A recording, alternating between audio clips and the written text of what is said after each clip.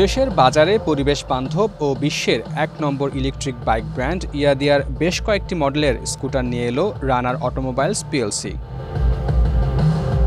Bangladesh China friendship conference সেন্টারে রোববার বেশ কয়েকটি মডেলের স্কুটার আনুষ্ঠানিক উদ্বোধন করা হয়।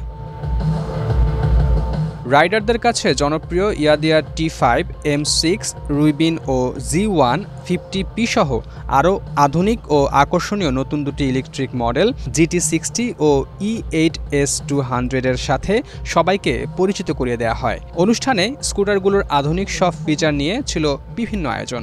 আপনি যদি হোল চার্জ অবস্থায় আজকে রাস্তায় নামলেন, আপনি ধরেন 20 কিলোমিটার চালাইছেন, এর মানে আপনি ব্যাটারির হয়তো 20% আপনি ইউজ করছেন। আবার যখন চার্জে দিবেন তখন 1 ঘন্টা বা আধা ঘন্টার মধ্যেই ওই 20% হয়ে যাবে। আর পার্কিংয়ে ফেলে রাখলে আপনি 1 মাস না 2 মাস না 6 মাস ফেলে রাখেন, কিন্তু 15 দিন পর পর চার্জ দিতে হবে, নাহলে ব্যাটারিটা নষ্ট হয়ে যাওয়ার সম্ভাবনা। রানার অটোমোবাইলসের দেওয়া তথ্য মতে এসব স্কুটার একবার চার্জ দিলে 100 কিলোমিটার বেশি চালানো যাবে।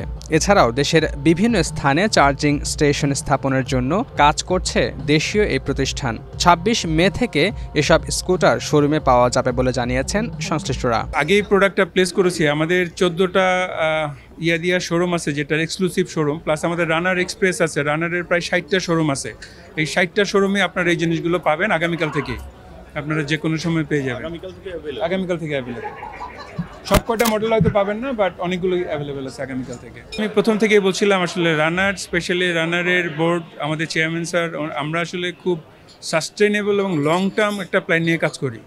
তো তার মধ্যে যেমন মোটরসাইকেল প্রথম ম্যানুফ্যাকচার শুরু করেছিলাম রানার, বাট 2007-এ কিন্তু শুরু করেছিল ট্রেডিং থেকে, 11তে মোটরসাইকেল ম্যানুফ্যাকচারিং।